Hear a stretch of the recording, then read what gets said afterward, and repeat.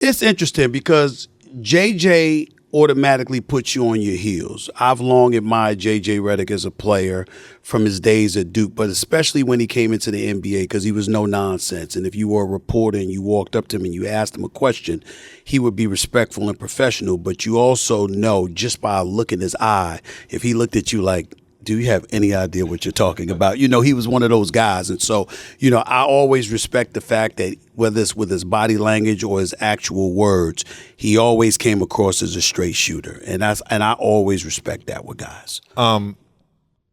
We all read Twitter comments after our segments. Yeah. We try to get feedback. It's an interesting way to get feedback. Right. And I remember early on, a first few hits I did on your show, there would be a comment like, Stephen A is not going to let JJ back on the show.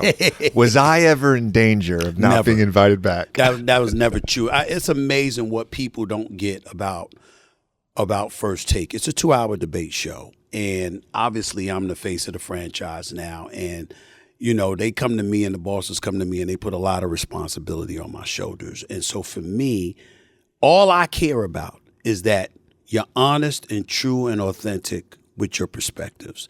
Obviously being respectful of everybody that's on it. That's all I care about. You know, and to me, what folks don't realize, I want people to disagree with me. People keep forgetting I've been a journalist for 28 years. I've been covering the NBA for a quarter century. I'm an antagonist. And it's by nature. It's not like I'm not doing it for ratings. I've always been this way.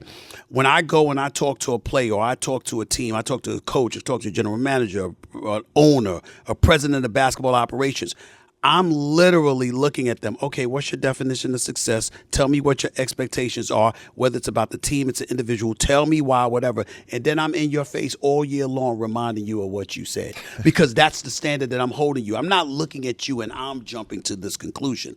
I'm letting you tell the story. And I think that I have a very unique approach compared to most journalist. I played basketball, certainly not on these guys' level, but I played for Clarence Big House Games, who was a legend. His mentor was John McClendon, who helped integrate the sport of basketball. These are the guys that tutored me. And then my first job in the business, I was covering John Chaney. And then after that, I covered Larry Brown. So I've been surrounded by the game or involved with the game of basketball pretty much my entire life. And they taught me how to look at the game from the standpoint of understanding what you don't know. I don't go to a player challenging their knowledge. I go to players challenging their willingness to be honest about their knowledge. I don't go to a JJ Redick thinking for 1 second I know more than him. What I'll say is I'm a reporter, and I happen to know this, and there's more than what you're telling me, so give it to me. That's entirely different, which is why you'll see JJ Redick smiling and laughing and all of this other stuff. Whereas if you got on with another pundit, you might be a bit offended because they're trying to act like they know what you know. And I never do that. I am a guy who chronicles what I see and what you say and what you show us.